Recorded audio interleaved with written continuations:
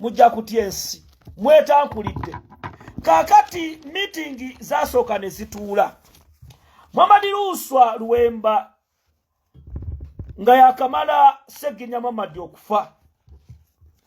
Abakulu bano baatula mu meeting eno. Yalimu Mathias Mpuuga, nebeeramu omukulu Naku Musana, ono meeya w'e Masaka. Njaluswa owulirize ebigambo bino. N'enkwe ze mubadde mukola ku Ssegirinnya, ne pulaani zonna ze mukoze, nga ne ku akawunti ye ssente teziriiko. Ssente ku akawunti y'omubaka tekuli ssente, nga n'ebitanda eby'omu ddwaliro mwabitunda. Njagala kati ensi emanye obunnanfuusi obufere, nga Ssegirinnya abantu bano abamu bamukubanga n'eddagala n'awunga. Bayiseewo bye bayisa ne bamusayiningisa ebintu by'ekisiru. Muhammad Ssegirinnya ku akawunti ye kwaliko ssente. Ssegirinnya yafunanga ssente mu diaspora, abantu bamuwanga ssente. Ssegirinnya Muhammad yali mubaka wa Parliament nga ssente zigenda ku akawunti. Parliament mwakozesa obukujjukujju Anita Amongi najja ensambya ne basayininga ssente ezikijjanjaba Muhammad Ssegirinnya.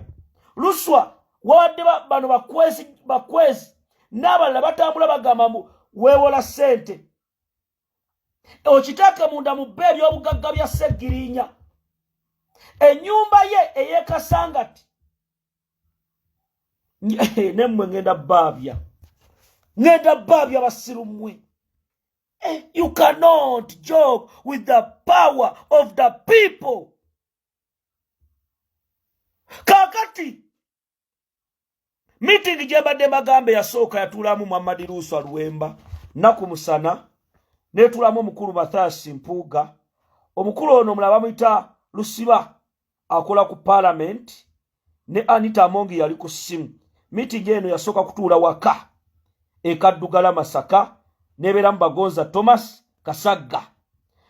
Ne bagamba Ssegirinnya Muhammad, tubadde tusaba temugeza ne mwogera ku kyamusse. Temugeza ne mwogera oba ne munenya gavumenti ku nsonga y'okuttibwa kwa Ssegirinnya. Wabula mmwe mwogere boogezi birungi bye, ebirala mu byesonyiwe. Anita Amongi n'ayogera ku ssimu ne maama wa Muhammad Ssegirinnya, nga bano abaana bonna babimanyi ne maama nga bamukozesa.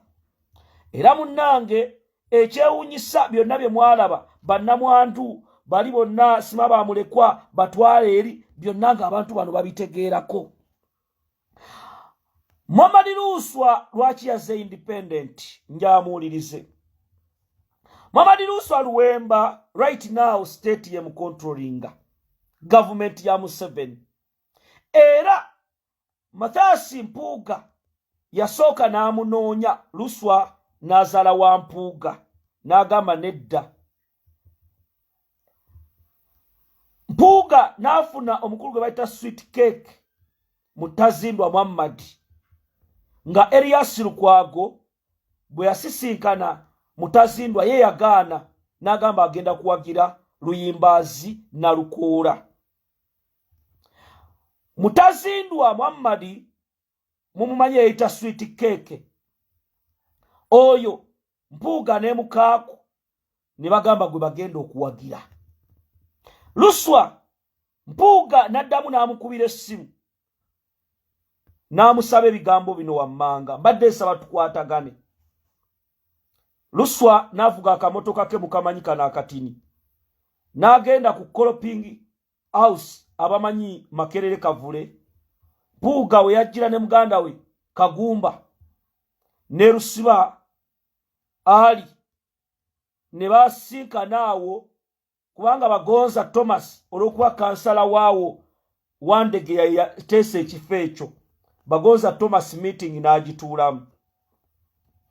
Ne bamugamba NUP yali erangirira ku lunaku lwali lwa kubiri candidate. Bano meeting bagituulamu ku Friday.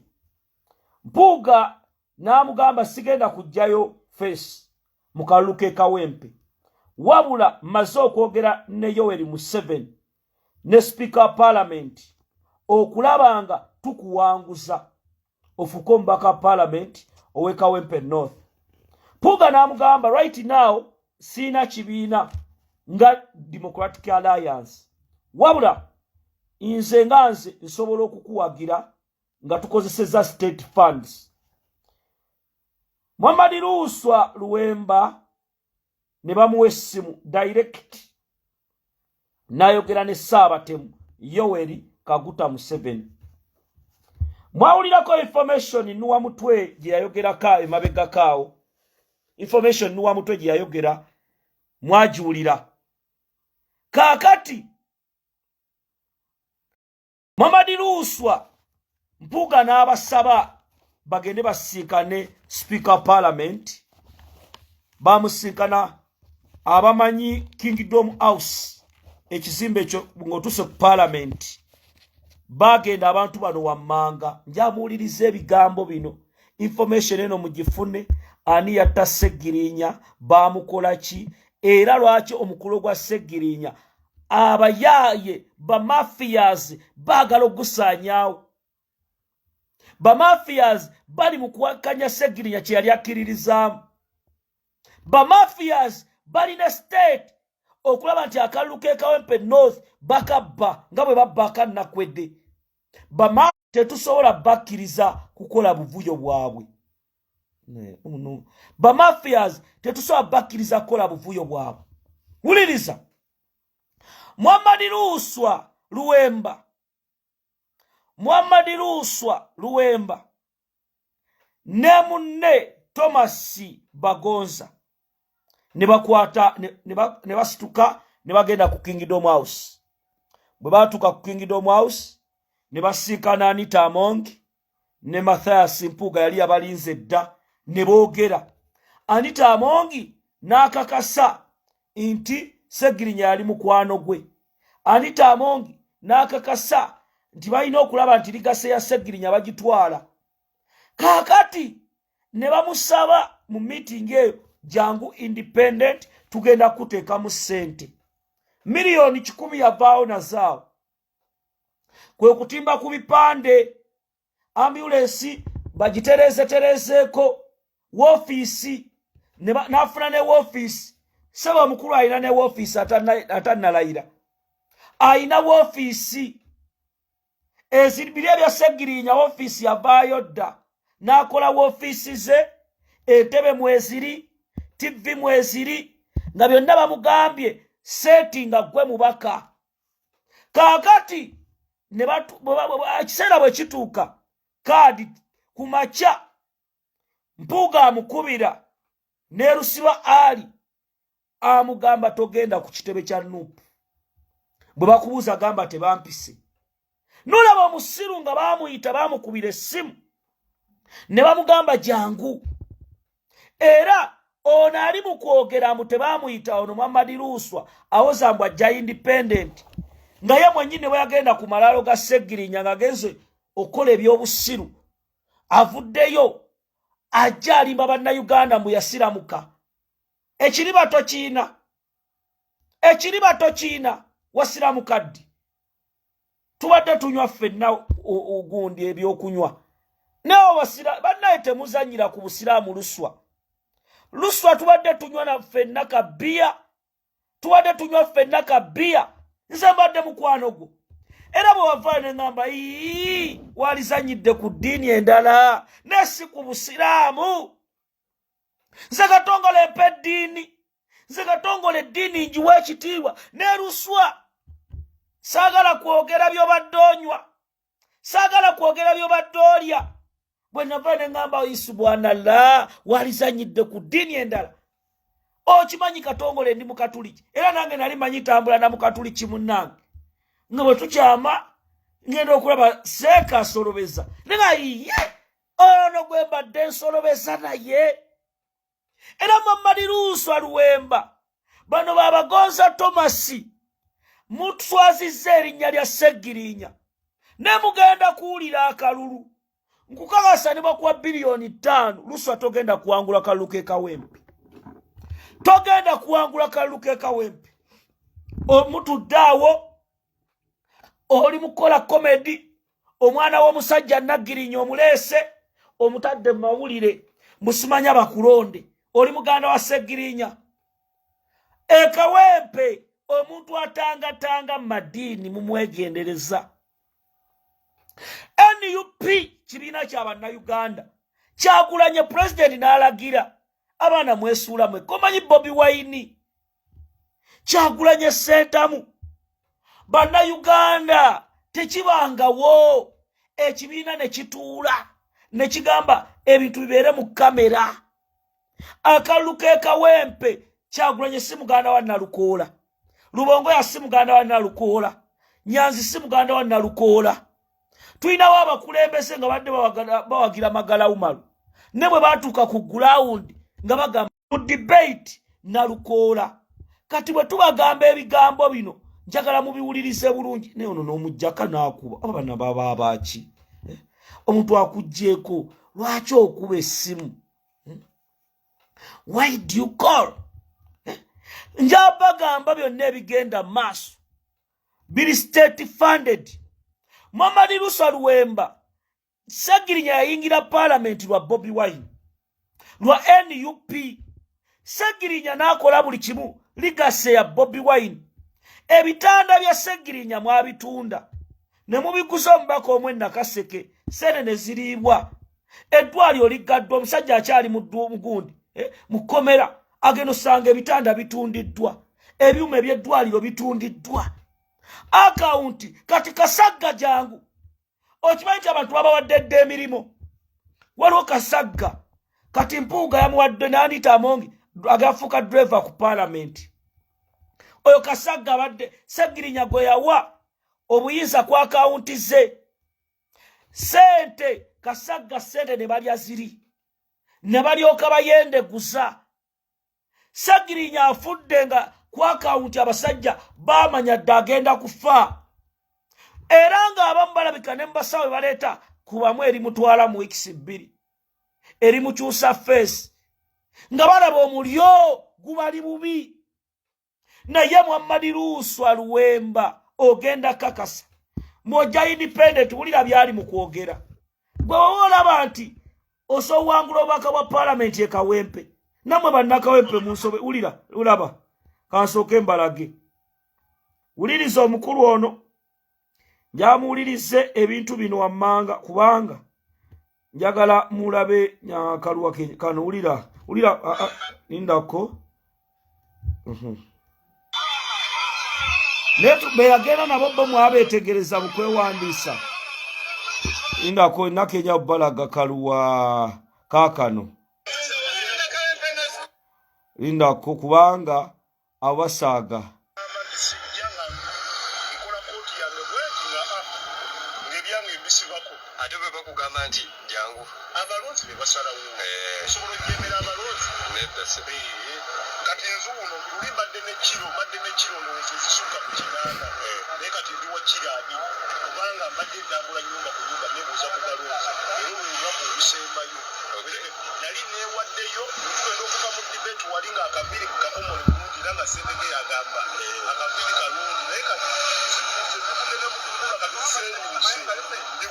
kati uliriza omusiru ono mbusiba bwe mmala okuwangula nebo busiru mwabuyonka bwe mmala okuwangula obuwanguzi mbuleete ku NUP obwa Museveni ogenda kuwangulirawa oli ulira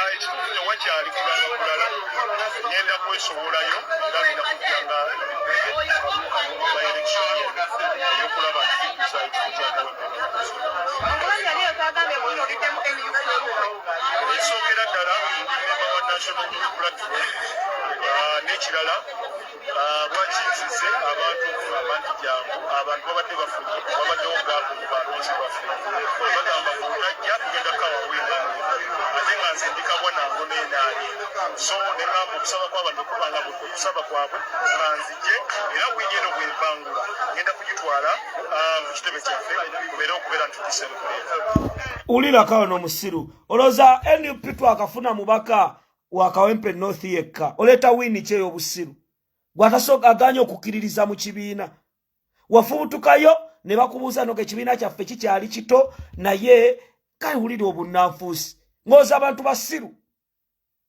Era nkugamba wafunye platform kubanga maiti ya Ssegirinya yafa leero enkeera by the way tewasula nayo gw'ogamba ali omwagala nnyo tewasula nayo Luswa asula ye Masaka gwagamba ali oyagala nnyo Muhammad Ssegirinya bakuvugirayo nodda e Kampala enkeera watandika mawulire nodda mawulire notandika kwogera ekikulaga mwali musabirizira akasajja kafa ddi akasajja kagenda ddi wali oyagala kifo ne mutuusa n'okulikodingisa Ssegirinya bu video musumaya yogera Luswa bw'oli businga oba ofudde Luswa yababeera MP temwabu mulikodingisa era bangi mugenda butwa n'obulala mwabuta musajja mulwadde embeera emuluma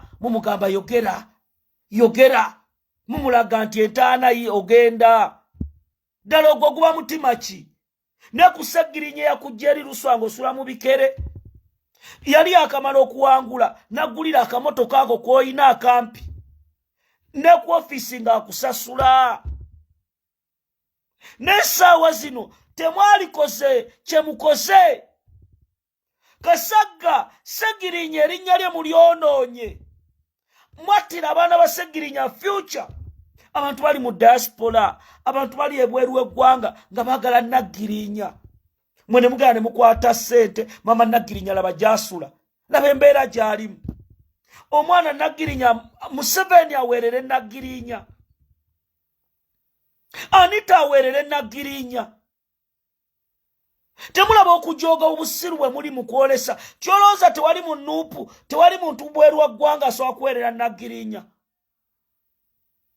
right now Ssegirinya yabateeka ku mwanjo naye temusobola kunyoomoola maanyi g'abantu temusobola kukakkanya NUP abantu b'ekawempe mulaba propaganda abadde atambula gwe batambuza abo babagonza Thomas bano ba Alex Luswa munupu kadi simanya ya Nalukola simanya yagiguze nga bibali mu kwogera eby'ekisiru byonna bibadde state funded nga batidde era njagala bagamba ebigambo bino nja kwebasa comrade Magala Umaru weebale n'olwayogenze mu meeting n'otula ne Nalukola your future is bright